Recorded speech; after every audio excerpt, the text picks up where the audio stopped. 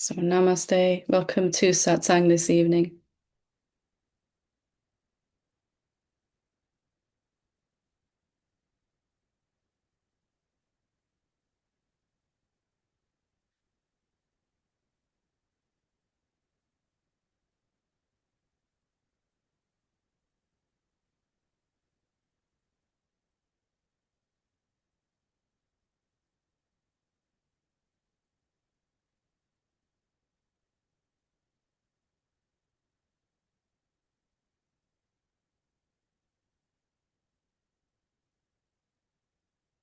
So, as you know, maybe Satsang is for the direct experience of who we really are.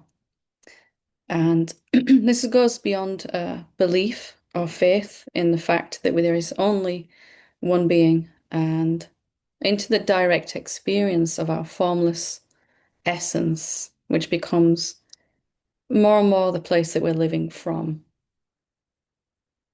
So, satsang is different really from anything else that we may experience in that way. Wherever satsang is held, it's for the direct experience, the actual living of that truth and knowing and knowing that is beyond the mind and before the mind.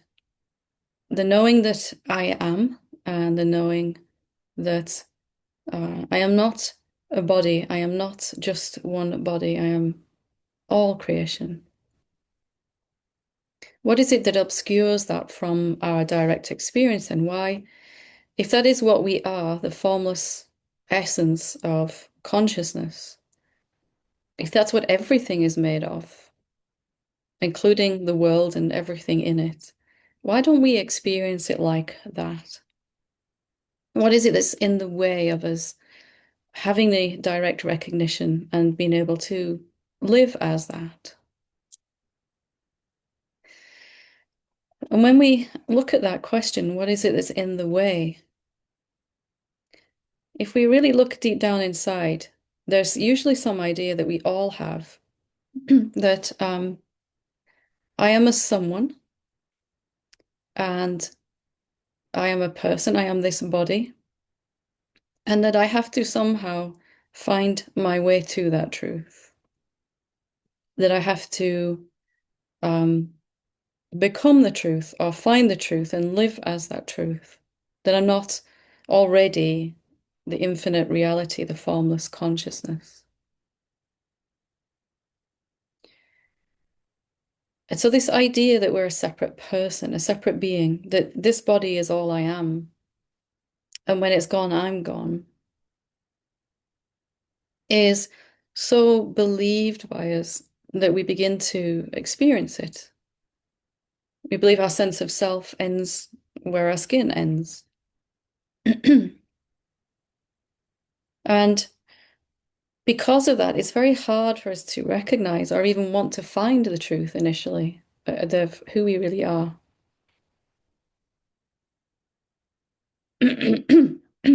So,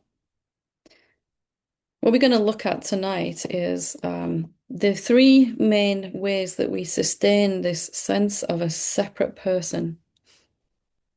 Because we can look in our self-inquiry, we could do some self-inquiry together, and we could come to see quite easily that we're not really what we think we are. That a body is something we're using rather than something we are. That the body is more like a telescope or a pair of binoculars. It's something we're using to look through. It's more like a car. It's a vehicle that we use to experience the world. Somehow we have this idea that this is what we are, this is all that we are. And we can see in our inquiry or through spontaneous insight that that isn't true. But then 2 minutes later, we're back into the sense of being a someone again. What is it that's really sustaining that illusion? What is it in our thought process that's sustaining the illusion of separation? When I really looked at this question, I found there were three things that were uh, I was constantly thinking about that were sustaining this sense of separation. The first is this idea that I am the thinker of my thoughts. I'm the thinker of thoughts. And then the second was I am the chooser of choices. I make decisions. Decisions are what I am making.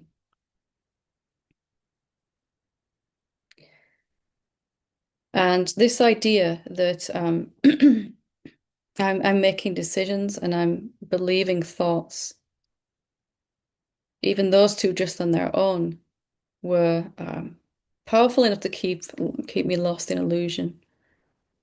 And the third one being I am the doer of actions. I'm doing the actions. What my body's doing, I'm doing. I'm doing. If I lift my hand and wave it now that I'm doing that, I'm making that happen somehow. If a thought arises in my mind, I'm the one that made that happen.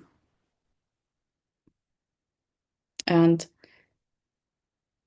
so I'm managing my thoughts, my actions, and my decisions. So that's something that I'm doing as a person.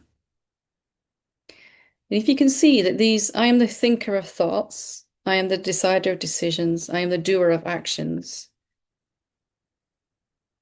These three thoughts, ideas, really are variations of I am this body.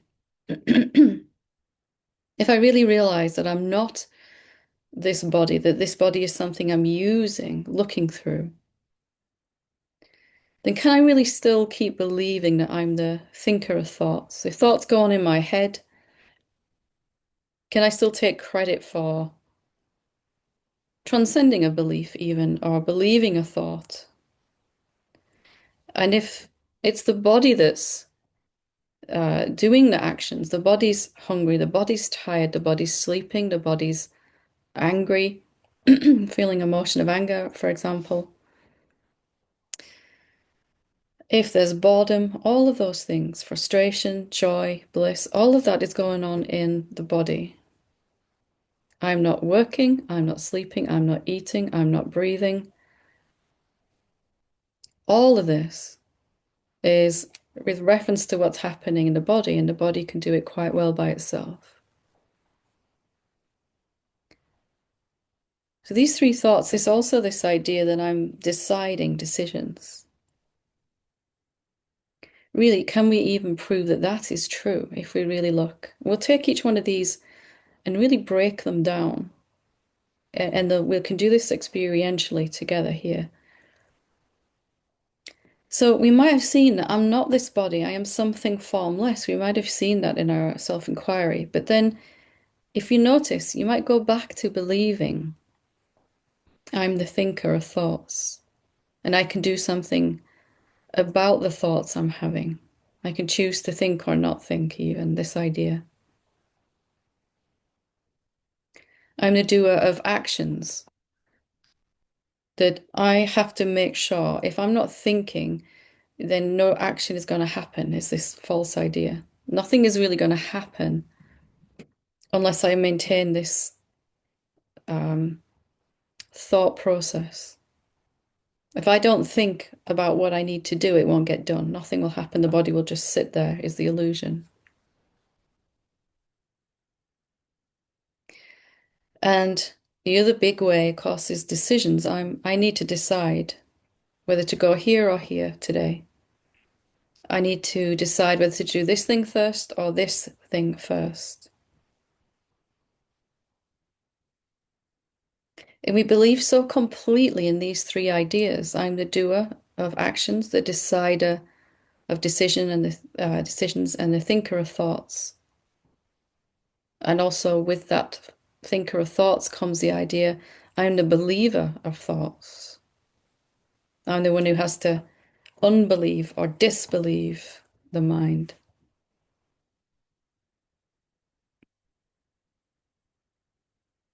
Let's take these one by one then and just begin to break them down. I'm the thinker of thoughts. I'm choosing my thoughts. I'm responsible for my thoughts. How much guilt have we felt when a judgmental thought about someone else came up in our mind and we took credit for choosing that on some level. I should not be thinking that. But really, all we can prove is that there are thoughts in our mind, in our head, in our brain.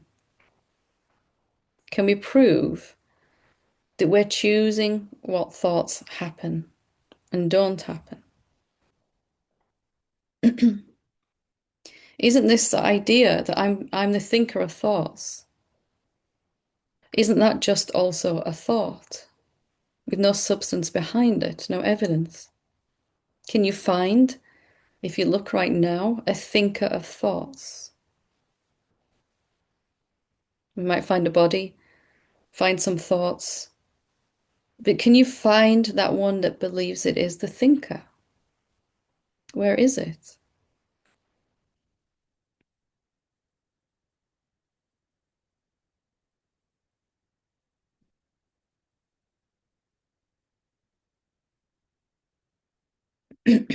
I really was very surprised when I found that the thinker of thoughts is just a thought.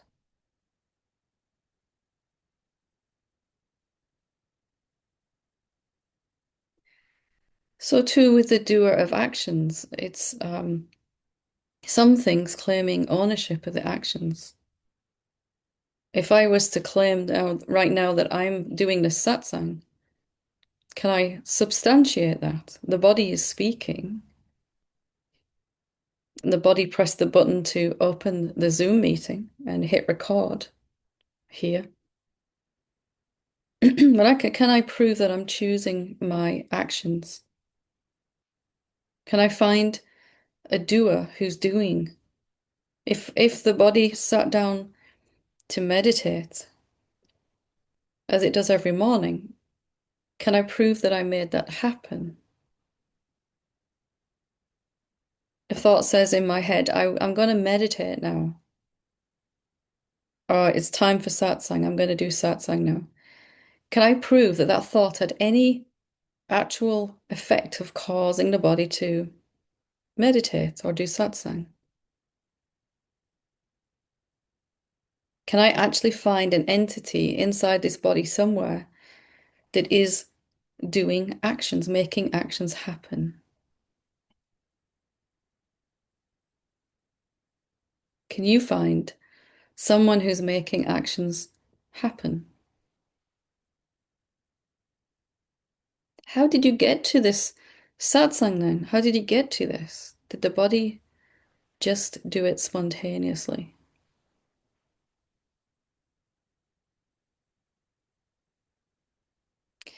And the decider of decisions, this legendary decider of decisions that gets the blame when we make the wrong decision, apparently, and the praise when we make the right decision.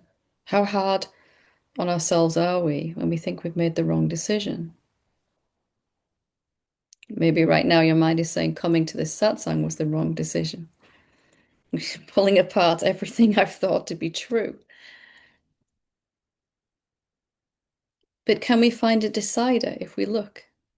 Someone who is orchestrating a decision. What happens when a decision arises? Mind says a thought, mind says, I need to decide between option A and option B. And then there might be a whole lot of thoughts arising about option A and then option B, and a sequence of thoughts that just arise. And finally, a thought says, I'm going to do B. I'm going to go with option B. And it's so accepted in that moment, I made a decision. And then comes the analysis after I made the right decision. If option B goes really well, I made the right decision. If option B is not so good, I made the wrong decision. But again, let's look. Is there a decider inside your body? Can you find it? Other than a thought that says I'm making decisions.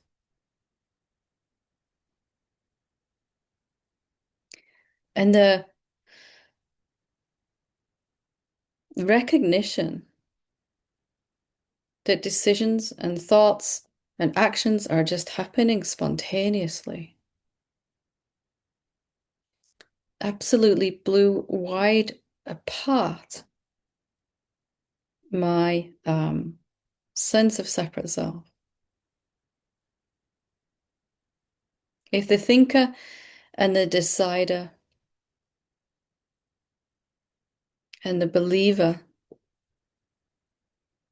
and all of that are just thoughts, a thought that says, I'm deciding, I'm choosing, I'm thinking. If they are just thoughts floating around in a head belonging to nobody in particular, where does that leave us? Then there's no my thoughts, there's no my decisions, there's no my actions. There's just thoughts, decisions, and actions happening, arising spontaneously.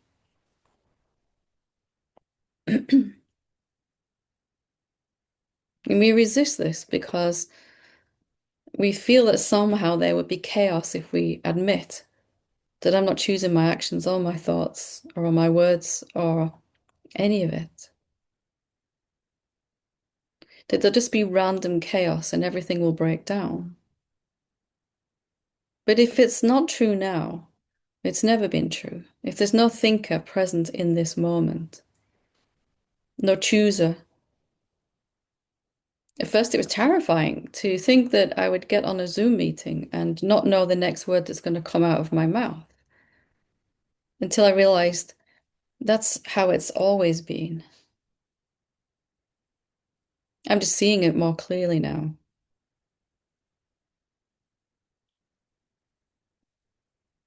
What does it mean then for you? If you don't even have to decide how to get to awakening, how to get to what you want, if you're not managing that process in the way that you thought, what does it mean? Can you still fail? Can you still not awaken if you're not even choosing which spiritual practices to do, even? We believe this idea so much that we're choosing our spiritual practice, even. I'm going to do self-inquiry. I'm going to contemplate. I'm going to do some meditation. I'm going to do some yoga. Really, we're talking about the body. The body is asking intelligent questions all by itself. It's quite astounding, isn't it?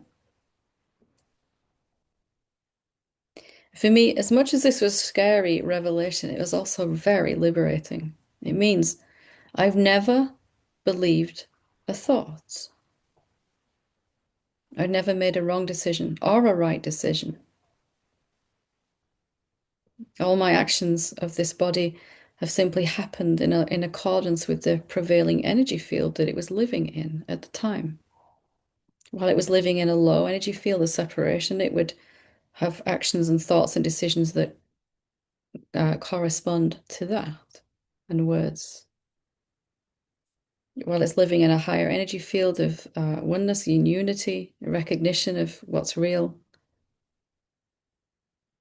it would have thoughts and words and actions that correspond to that. But I can't claim credit for my awakening succeeding. It was always going to happen, always, just like it is for all of us. If you're not the doer, or the believer, or the decider, or the thinker, what is there to undo? Anything to reverse? Anything to transcend then?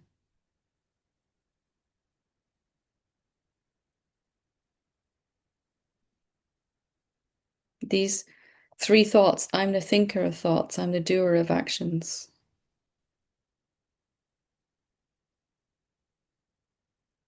I'm the decider of decisions, are so well believed by us that even if we've just seen in our self-inquiry how formless we really are, that we have no substance at all, it begins to be immediately overridden by these ideas.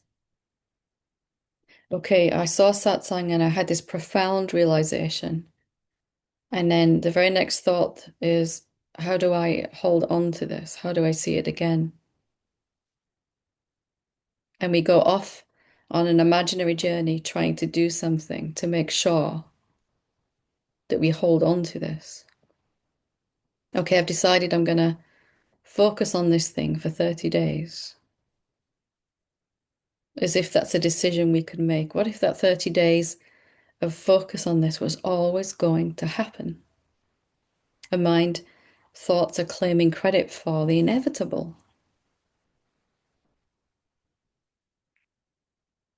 How would it change your life if you knew that you're not deciding anything? No praise, no blame, no failure, no success. Just equanimity, peace. I'm not thinking thoughts. I'm not the thinker of thoughts. There's no thinker of thoughts to dissolve or get rid of. There's just thoughts floating around in awareness.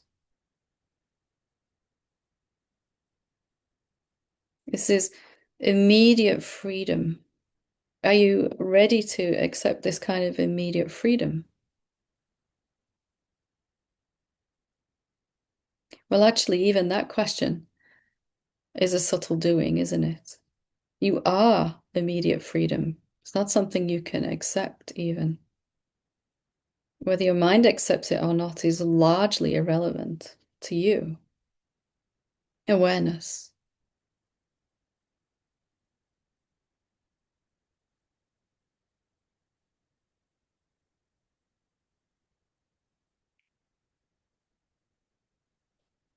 This is three major parts of what holds together a sense of separation and keeps us suffering. If you take any one of these three and really investigate it, try and find the thinker. You'll only find thoughts, thoughts about thinking. You'll only find a thought that says, I am the thinker. Try and find the doer of actions, you'll find only actions, and a thought that says, I'm doing it. And the two are completely unlinked. Actions are happening, and thoughts are thinking that they're doing the actions.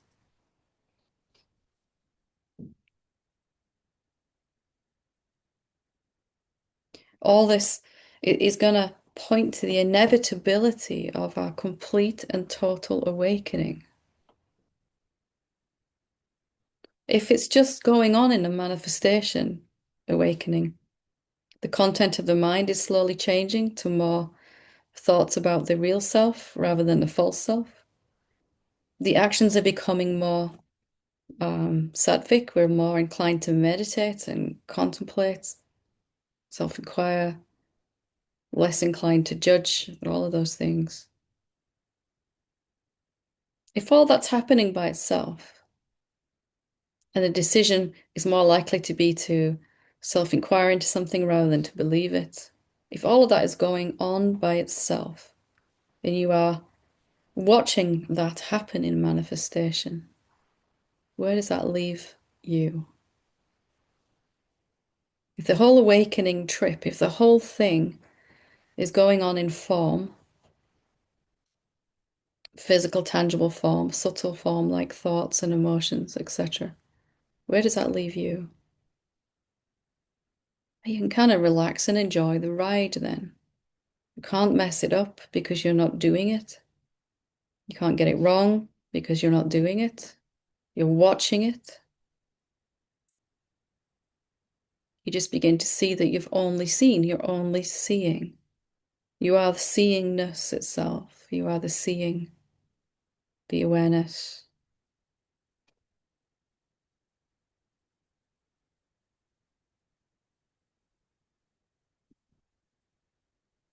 So I really hope I've inspired you to really poke around into these. Don't take it for granted that you're doing anything. And you know, the one place that we believe more than anything that we're doing is, I'm not laughing any of you, I'm laughing at my own memory of trying to transcend this. We believe that we have to undo the doer, that there's a doer of actions that has to be undone. All of our spiritual practice is about undoing this sense of a doer. Have you noticed? There's a doer and I have to get rid of it. There's something I can do to get rid of this doer.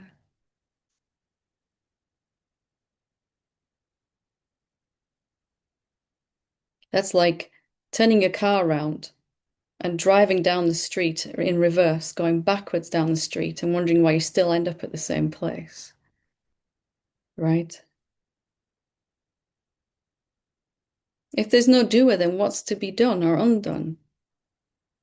There's only thoughts about doing, let's remember. If the mouth says the wrong thing to someone and we believe that we chose that we decided that, somehow we're responsible for that, then suddenly we have to find a way to stop doing that. How much of our journey to awakening is really about wanting to change ourselves and improve ourselves? That awakening or enlightenment or self-realization is the final fix. You know, it's going to fix me. It's going to fix everything about me that I don't like. Then really, how much of that are we actually ever achieving? It doesn't mean things don't get fixed. It just means they fixed themselves. The rough edges of my personality get smoothed away and some more softer things are allowed to come forward. But it was always going to happen. There was no way, no destiny where it was not going to happen. What if the bus is driving itself and there's only one destination, one stop, awakening? And it also applies to manifesting all of your desires. You're not doing that either. It's just happening by itself. Anything that needs to get done in the world gets done by the body, and it will do it when it's time to do it, and not a second before or after.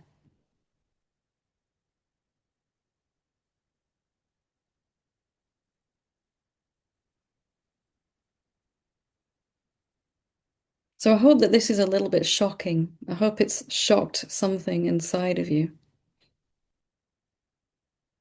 Sometimes awakening to truth is not really comfortable because it asks us to part with our prized beliefs.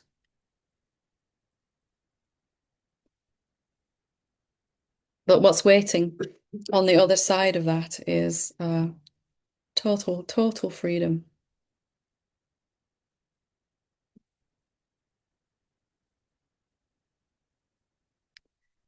So before I go on a rant any longer, I will open it up for questions and see if there are anyone that would like to, if you're struggling with anything or if you're challenged with anything, feel free to raise your hand and see what we can do to help.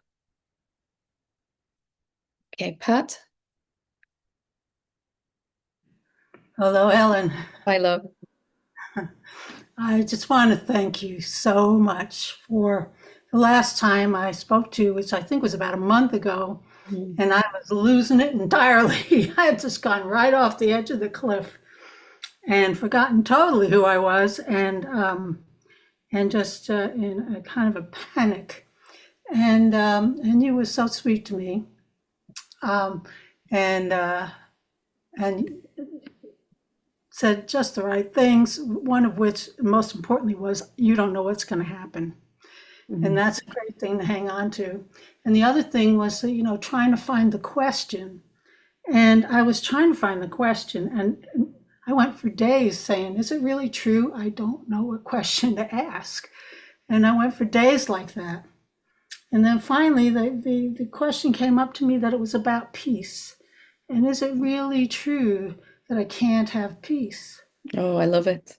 And then I was talking to a friend. She said, this word comes to me, is it really true that I don't have peace?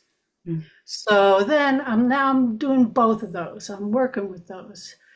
And it seems like since that, everything that, I've listened to you a lot. I was just listening to I Am the Loving Presence just before this. All the words are so much more meaningful to me. It's like it opened up a great door of, of, of the possibility of peace to Mm. me, or peace. Is it really true I don't have peace? Yeah. And so I just wanted to thank you because um, I just feel like everything that's being said to me and everything that I'm reading, and it's all just, yeah, this is exactly for you. This is for you. Because it is, right? There's only one of us. There's only one. Uh-huh. Yeah. And it gets clearer and clearer. All this is Mm-hmm. for you. All this is for you, right? Mm-hmm. You feeling the peace right now? I am. And a Yeah. little joy too, by the looks of it. Mm. Yeah. Yeah. That was pretty amazing, because yeah, and I think what it did was reveal to me, that, you know, I have like peace light, peace light, and then boom, get it knocked out from underneath me, and then go, wait a minute, I need peace deep. Yeah. Beautiful. You see the power of this idea, how powerful you are that when you look through this idea that I don't have peace right now, I've got to find it. When you believe that idea, you experience your whole life is in turmoil, right? Everything is experienced in the middle of this chaos and conflict. And in the very moment we stop and actually ask, is that true? Then there's an opening. Like, what if I am peace or surrounded by peace, but this idea has stopped me actually feeling it? It just changes everything. You begin to see, what if I am actually worthy? I've just been believing I'm not, and therefore I have to keep screwing up or forgetting what to do or something, right? Mhm. Yeah, wonderful, Definitely, it's working for me. wonderful. So thank you very So much. good. Thank you for sharing. I always love to hear the feedback. Thank you. Welcome. So, bye. We'll go to Don.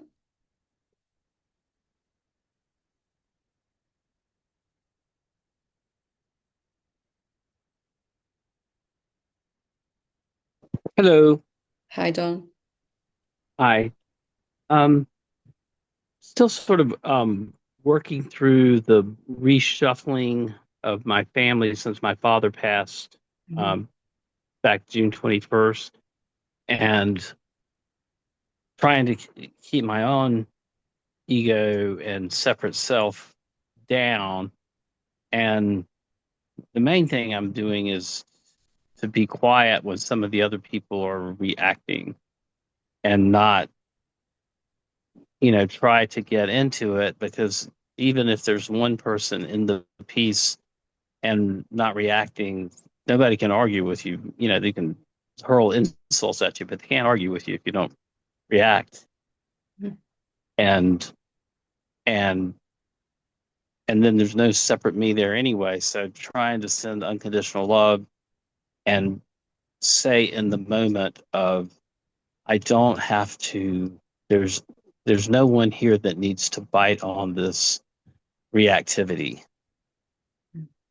And that's surprisingly can keep a lot of calming down.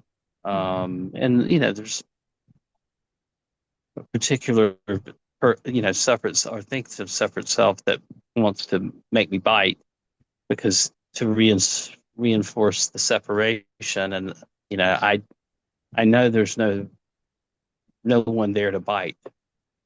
So this training is help me get through that and send more love and energy to all beings, and particularly those that are in the family of origin that I incarnated with this time. That's wonderful. And it's becoming just more of a habit, right? To operate from what is real rather than unreal, just day by day. A little easier each time to just um remain as that you really are. Yes, and it's a lot easier when I come to satsang and have the reminders and keep my practice and Yeah. you know keep listening and participating in the community and also in all the other spiritual ways to develop. If you stay grounded in that, it's easier not to get lost in it. Yeah. And just not blaming yourself when you do get lost in it for a little while, right? Yeah, It because happens. I get thrown a lot of curveballs that I don't see coming. You think you sort of have the pitch down, and then they come back with new pitches, and you're like, oh wow, I didn't see that one coming. That's new. You just And described my whole awakening, right? Well, there's a new, yeah, yeah, yeah. yeah, oh wow, I didn't see that one. Just when you think it's really settled down, they don't have any other, like, come back with a hard slider away, and you're like, okay, and then a knuckleball. So anyhow, that's that's what these separate selves are very or constructed belief in separate selves are very cunning, Yeah. and they won't. So anyhow, thank You're you so you're much. even more clever than the separate self, right? You can see it. Yeah, Yeah. yeah. When I realize I'm not a separate self, I can see it. But anyhow, that's been my experience, and thank you so much for all the wonderful, wonderful awakening here in this community. Thank you. Thank you. Well done. Keep up the good work. Yeah. Thank you for sharing. Hmm. Wonderful. We go to Grace.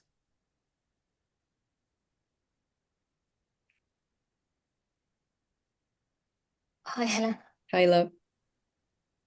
Uh, Let me see if I can put the speaker. So I don't know. I'm seeing everyone and not just you. Or yeah, it's which is interesting because this is exactly what I wanted to bring here. Is this sense of when you were saying something about there is still there is sense of responsibility here. Uh, it's very clear for me that there is still some sense of guilt about there is something missing, like or and what feels overwhelming. I noticed last time when I showed up at in a satsang when I was trying to uh, yeah break through something with you. What feels overwhelming usually is the idea that there are other minds to manage. It's not just this.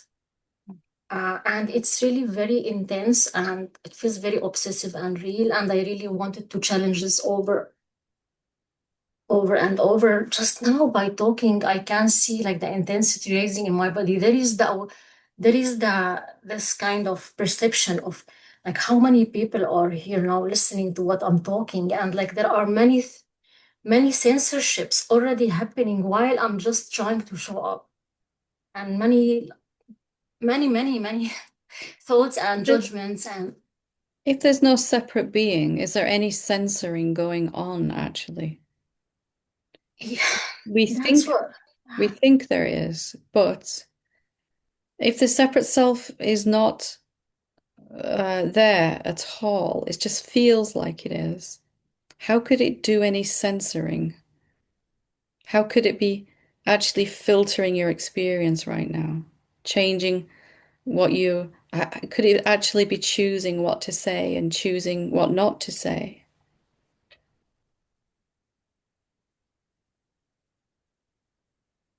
Because the moment we think, for example, if we were sitting in this satsang and we were with all of these beings here, there's bodies here, that's much is true.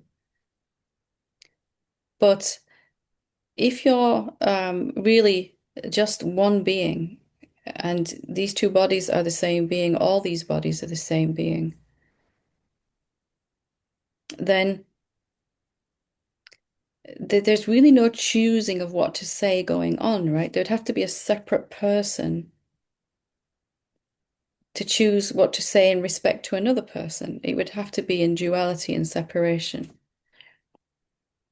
And it's the kind of the sense of freedom that comes when you see if I'm not a separate being, then nobody else is either. If I'm not separate to you, you're not separate to me. There's no real dividing line there. And this exhausting idea that I have to constantly hold myself in check in case I say or do the wrong thing, it begins to fall away, right? You can see. And it seems to be highlighted in satsang because it feels like, seems like I'm talking to you and these other beings are listening right now. But what if that's not what's occurring? Yeah. So these layers of censorship that I am experiencing, That you um, think you're experiencing. mm, Can you prove you're experiencing them?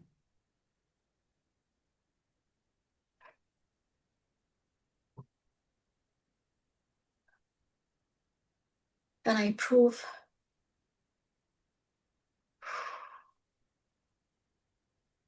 Uh, An I am interesting in, question, isn't it? It's an interesting yeah, question. I'm sure yeah, initially that I'm censoring myself right now. But when I ask you to look for proof, can you find it? The next sentence that comes out of your mouth and my mouth, it feels like I could have chosen something different. yeah. Or in some cases, should have chosen something different. But can we actually prove that's true? Can you give me evidence that what I'm saying right now is only one of an infinite number of possibilities of what could have been said? And I'm saying this because we really feel that the words that are coming out of my mouth now have been orchestrated by some imaginary entity inside that's choosing on the fly every moment, this, say this, say this, say this, say that. And what if that's not true? What if this sentence I'm saying right now was the only thing that could have been said right now?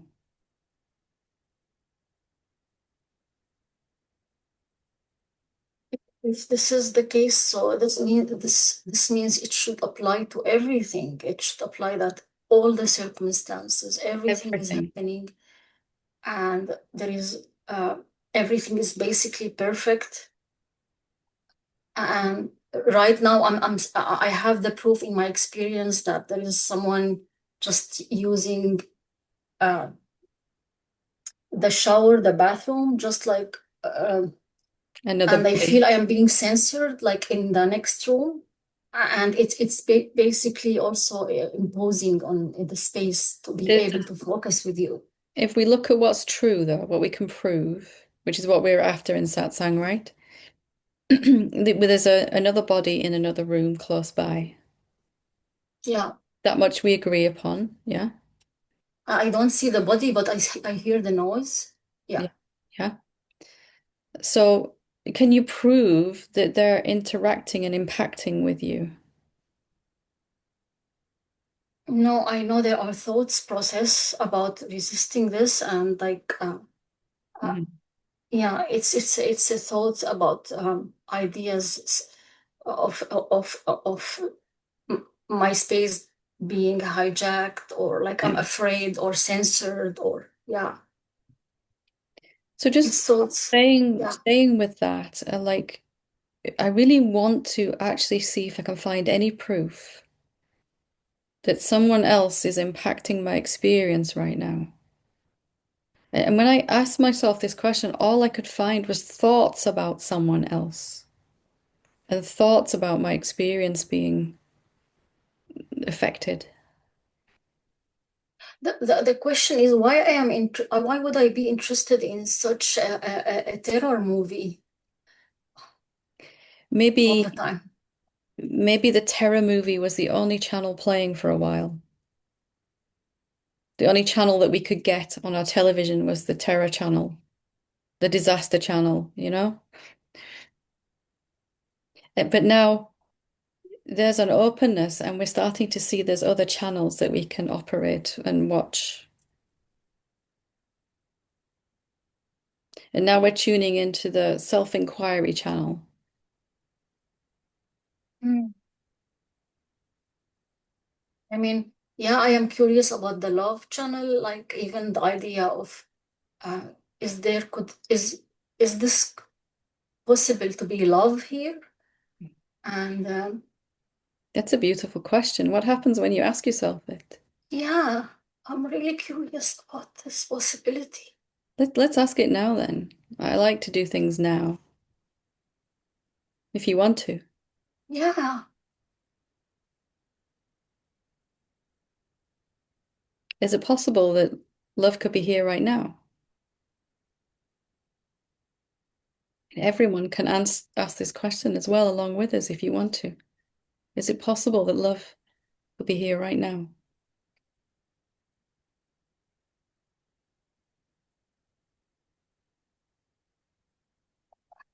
I see your smile, so I it know feels it's like definitely here, which means it's definitely there. it's like I'm looking for cues of love.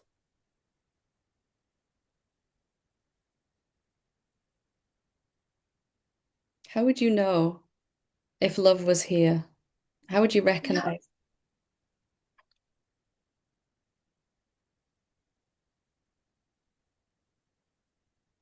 I feel like it's like uh, what I hear is like I hear actually a verse from the from the Bible when Jesus say, I'm standing at the door knocking, and whenever you are willing, you open the door of your heart," something like this, and here I am, Hmm. or something as if like, oh, I'm willing to open the door to see if there is something. This question has taken the door off its hinges and thrown it away. This question is so powerful that we just blew up the door, right? And Jesus is right there looking at himself.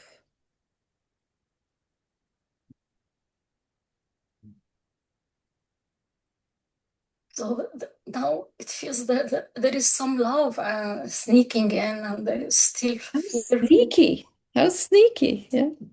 It's like there is both. Though it feels like there is fear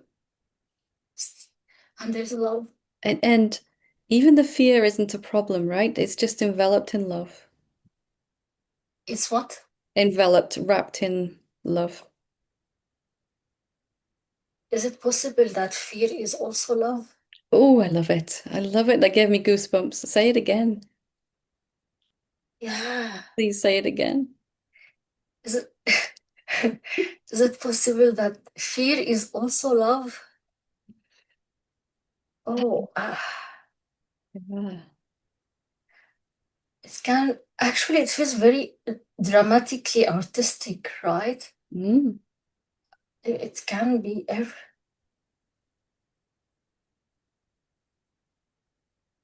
Is it really true that love can be absent from anywhere?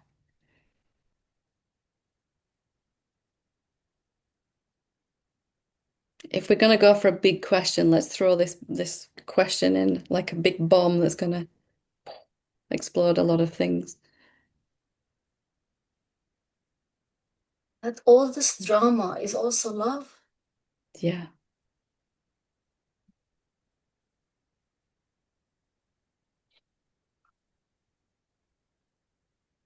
Mm.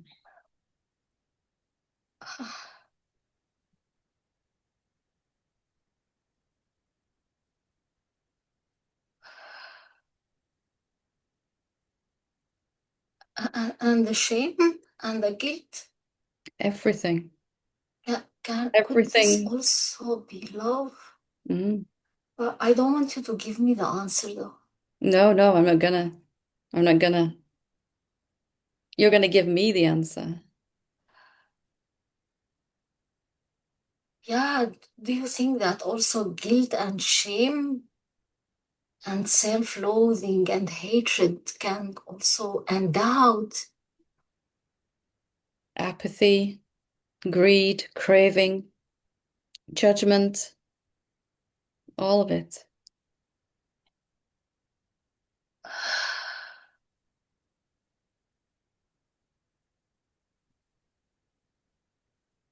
Even these bodies are made of love. This is arousing.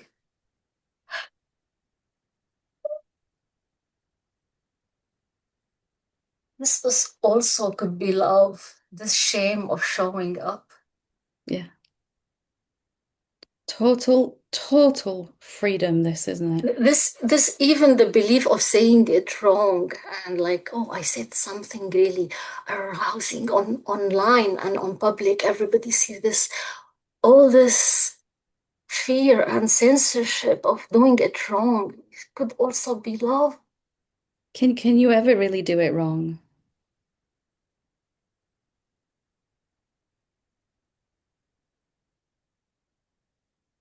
Oh, I'm gonna collapse. Maybe we'll leave it there and we'll let you sit Yes, in yes, your love fest. I yes, don't know how yes, much more I can take and keep answering. yes, yes. Yes. Okay. Thank you, love. Thank you, love. Love. Wonderful. Okay, we'll go to Kiara. I hope I'm pronouncing that correctly. Yes, you are. Yay, thank you.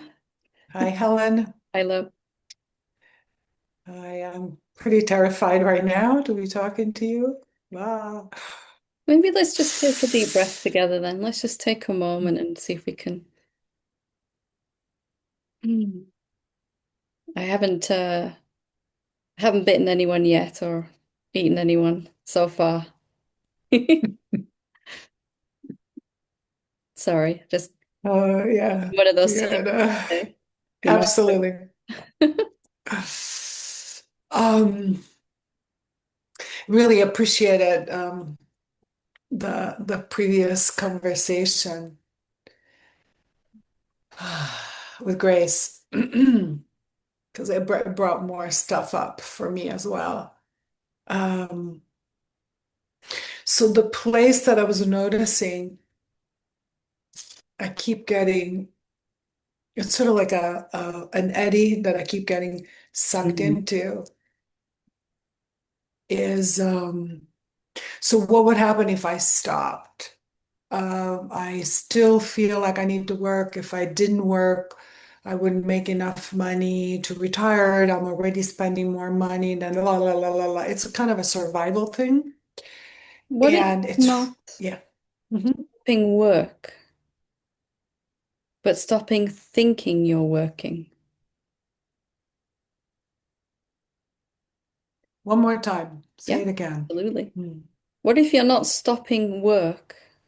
You're Hmm. not being asked to stop work, but only to stop thinking that you're working, when really it's the body that's working. Hmm. How does that feel? Like a very elegant solution to my bullshit. I love it. I had a lot of bullshit too.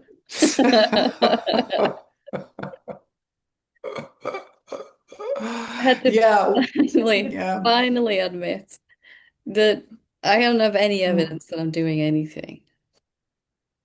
And I'm only being asked to question, do I actually have proof that I'm doing? Even to say I'm going to stop doing this thing, is even that an action I can do? If we're going to pull the rug out from underneath it all, let's really do it. so it's a paradigm shift. Mm, And the paradigm shift is pulling the rug out from thinking that I'm doing anything when in reality there is nothing that I am doing. yeah. And I could shift the optics to that. To that which is formless and still and silent and simply aware of all that is moving in manifestation. The body gets up, goes in the shower, goes to work, comes home, feeds itself, puts itself to bed, meditates at some point. All of that. So what I'm hearing is that it's possible that instead of fighting with it, I could just, Have me laughing, please. Sorry. Okay. I'm good. I'm good. oh my God.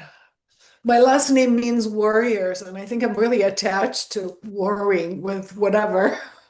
Is that true, what you just said? Oh my God, it is so funny. Is it true that I am attached to this? You Well, see, here is the idea that mm, I'm the thinker, I'm the worrier, is I'm the right. thinker in disguise, isn't it? Oh. There's some Mm, worrying thoughts present, mm, but do you have any proof that you're orchestrating them or have to manage them?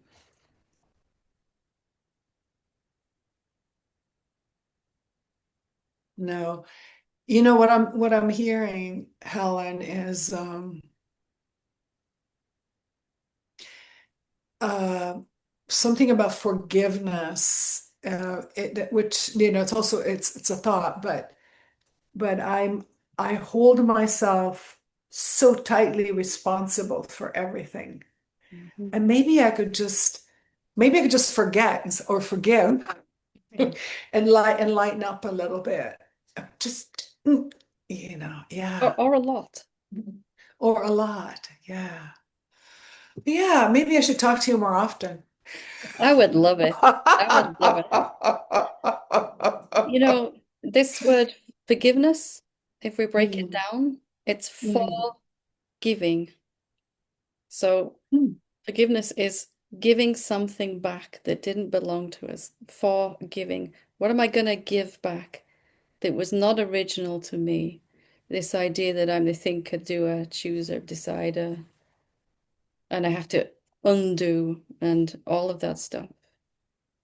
If I'm really good at anything, it's forgetting, right? I'm very good at forgetting what I thought I knew, and you're getting really good at forgetting what you thought you knew.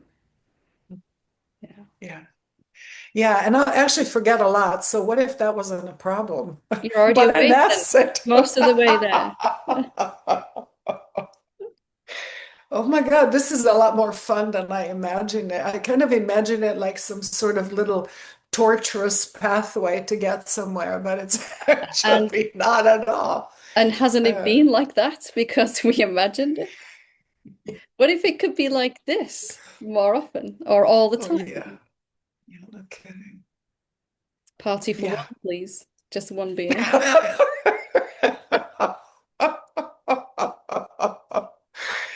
Oh, thank you. Oh, Thank you. so nice to meet you. Thank you. See, now So we're nice to meeting each speak other. with you. Now we're really Yeah. meeting each other. And there's no fear now, Yeah, right? There's yeah. no nerve. No, no, no, no, no, no, no, no, no. Thank Okay. you. Thank you. Mm. Okay, so we'll take the last two hands that are up and then we'll leave it there for tonight. Olivera,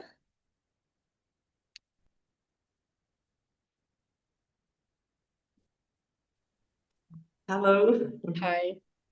can you hear me well? Yes. Thank you. I wanted to check up something with you, if I'm on the right tracks. Um, so for the last 35 years, I've been um, searching and I had a guru. He passed away. I listened to Advaita teachers and I had all those concepts, you know, buzzing in my head. So sometimes I went with one particular quote I found very compelling at the time, and then another one, and then another one, and then they seem to be opposing, though I believe they were not, but it felt like, and then I got to the point of total, utter confusion. And when I went to sleep, it would all, levitate in my mind, all kinds of stuff that I picked up.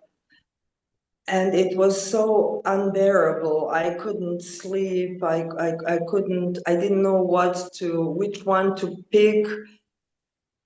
And I got so tired, and at one point I just said, I'm done. I don't know how to do it. I'm a failure in spirituality. I'm a failure in my life. Uh, I don't know. I'm 53 years old. I don't know how to do anything. And then in the morning, I just let it all go. I just didn't know. I was cornered. And then in the morning, it occurred to me that I must be, as we all must be, just an expression of whatever is, of whatever made us, of whatever created us. So, and at that point, there was no me, there was nobody, and I felt such a sweet freedom. But then, um, there was a teacher who was explaining that, I don't know, somewhere in the world there was a big river which at some point, um, because of the geography, it made hundreds of rivers, and all of those rivers have their names, but actually it's just that one river. So I felt all of us must be just the expression of the one that is. And it was such a sweet relief and freedom. But then the fear came, of course, and now I don't know if I'm on the right track or what's happening. You're definitely on the right track. Definitely. You are an expression of the one being. We're all expressions of the same being, none different than that being, right? We are as we originally were. Nothing has changed.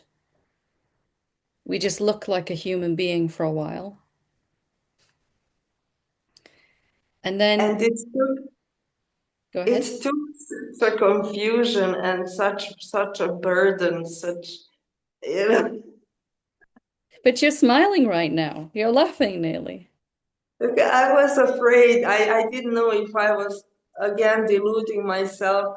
At the first instance, when this unburdening happened and this sense of utter freedom, it was so self-assuring. But then when the fear came, I just had to check it with you.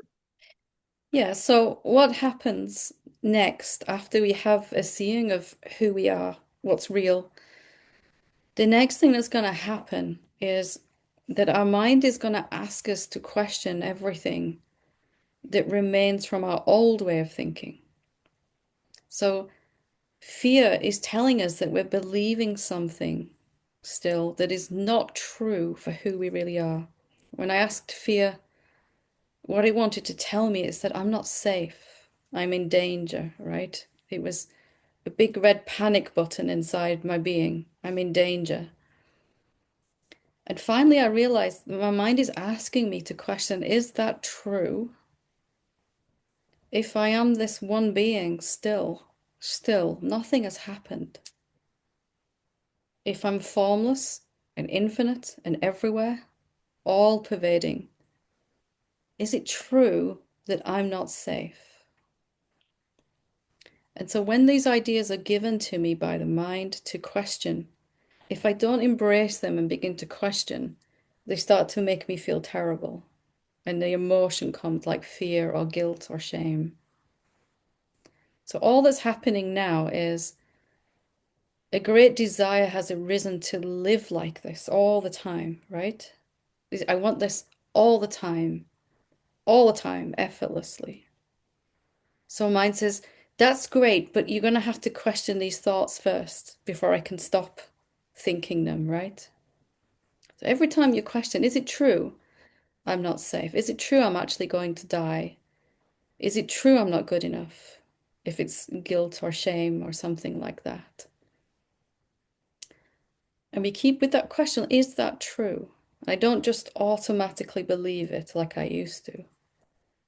Then that energy that we were investing in that thought is now back here, free to be peace instead of fear or guilt. So we see who we really are, and then we have to look at this old idea and see it's not true. Then we have a um, even deeper seeing of who we really are. Like it's really, really obvious that I'm the one being. And then mind will give us another idea. Okay, please question this one. We question it, see it's not true for the one being. And then we have an even bigger seeing. Like, wow, this is so who I've always been. And it's clearer every time, right? This is what's happening. So it's like rowing a boat with two oars. I see who I am, I see who I'm not. I see who I am, and I see who I'm not. The only thing to remember is that when some fear or some emotion comes, not telling a story that you did something wrong, right? That you've lost your seeing. This is coming now so you can deepen your seeing of who you really are. Yeah. Now you're really smiling.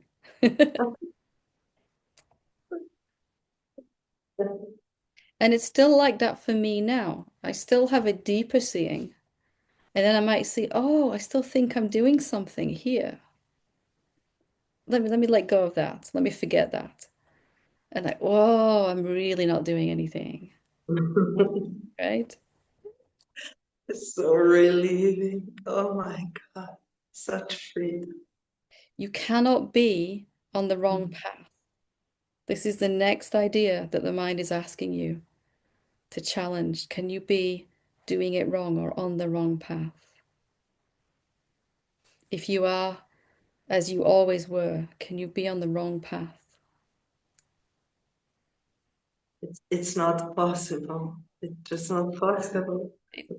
It's true. But the mind sometimes will be sure there's a wrong path and you're on it. You're very definitely on the wrong path. You're doing something wrong. So it's asking you to just check that out, like we just did. Can it be true? So mind is actually helping me. Yes, it's your best friend and awakening. It's going to ask you to question everything that is in the way of infinite peace, love, joy, abundance, freedom. We are that, but to live as that, we have to examine these old ideas. And it is helping you. It's always been helping you. But we couldn't see that for a while, right? We thought it's the villain here. It's the bad guy. So Thank you. thank you. Thank you. I love you so I much. love you too. Wonderful, wonderful. Thank you. Okay, we'll finish with Pauline. I don't know how much more I can take, so might be Well, this is a really kind of unfocused. I don't quite know what the question is. that's great. I love it. I just wanted to say before, I thought it was really funny when I read Kiara's name. I saw Kiara, I love that name, Leah. And I thought, and then she was worried about her last name being Warrior. And I thought, but you've got it, the first name is clarity, clearness. It's Kiara, it's so beautiful. Anyway, um, yeah, sometimes a penny drops is something that's been kind of going for years, this. And I've heard you say these things about no thinker, no doer, no chooser of the words. And yeah, it all makes sense. I think in the beginning, when you were talking to Grace, suddenly saw that's why I kind of wanted to bring this up to find more clarity on it. Is, more and more you want to be authentic, and then you're with other people who are you. You find yourself. Well, I thought I was kind of modifying the way I spoke to them, not talking as I would like to talk. I thought I was kind of meeting them on their level or whatever. They're not. Most people don't want to hear about the things that I'm interested in here. I mean, after I got past the bit of wanting to tell everybody and wanting to put everybody on the right track, but the preaching phase, yeah, the preaching phase. Yeah, that lasted We've a while. all been there. Yeah. Yeah. And when you were talking before, I suddenly got this feeling that the safety valve is that I'm not doing this anyway. I'm not holding myself in check. What's coming out is just what needs to come out at that time. So I don't even have to worry about not being authentic. Authenticity is the only option. Oh, yeah. For the longest time, we think it's not, right? I can choose to be inauthentic. Right. Yeah, I mean, I never thought I'd be able to be authentic because I mean, not just in anything. It just seemed to me there were too many possibilities. Yeah, How do I know which is the right one? as a separate being, as an imaginary separate being, Yeah. I was being authentically angry and judgmental. I was really judging, really angry, really shy, really terrified. I was totally being those things. But there was this idea of a someone that was being inauthentic, and not expressing love and compassion and wisdom and all of that nonsense. Right.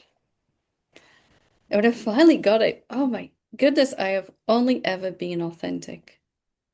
Authenticity is what I am. Guaranteed. And authenticity is thinking itself to be inauthentic. How amazing. Yeah, it really is amazing.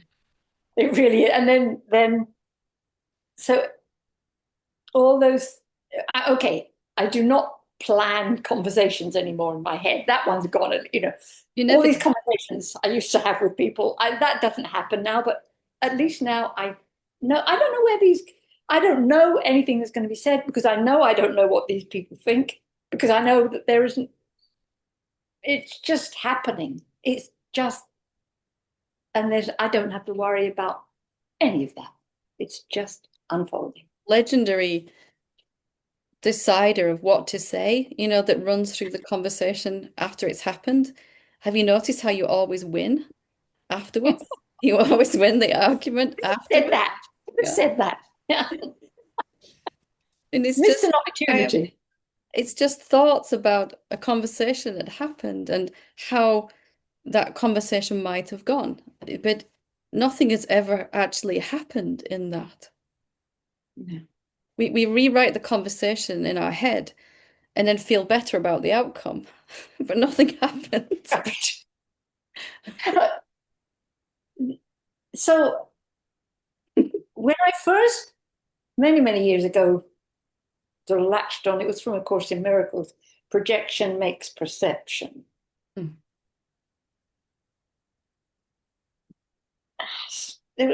One level, on one side, I thought, no, this idea is just too silly. But I don't mean that. I mean, the idea I had was, well, if that's true, then everything that I'm seeing is my personal self, me, projection. So I must be the last stupid person left because all these other people, they must be realized souls. But it is something that I've often, so many wise people like yourself teaching, and I think, Oh, don't well, make me who are a they person. teaching? Don't make me a person. No, I'm exactly. not teaching. You're just doing. You're just doing, and now that's making so much sense now. It's just happening. There's no other way this conversation could have gone. There's no spoiler alert. Okay. Yeah. I sometimes feel that it takes a long time. I hear it, and finally the penny goes doing. Ah, it dropped. Yeah. It's just each time we hear it, it's chipping away at resistance and unwillingness, and then finally we just hear it, and then it, boom, right? Something. So Explodes. simple. And think, how did I not hear that before? Because I didn't. It's amazing how we all end up in satsang when we're convinced that we're the doer and the thinker and the decider. Um, Yet somehow we still find our way to someone who's going to tell us that's not true. So the power of truth is such that it could override illusion anytime, anytime. Because the bodies find their way to satsang anyway. Yeah. All that struggling. Wow. Thank you for not teaching me, but thank you for reflecting this to me because it's so Very, lovely. very happy to be not teaching. Thank you very much. Thank you, love. Thank you. Okay, we will leave it there for today. Thank you all for being so brave and sharing. And thank you most of all for being willing to have some fun with me. It's been delicious and delightful. I will take it with me in my heart. Thank you. Namaste.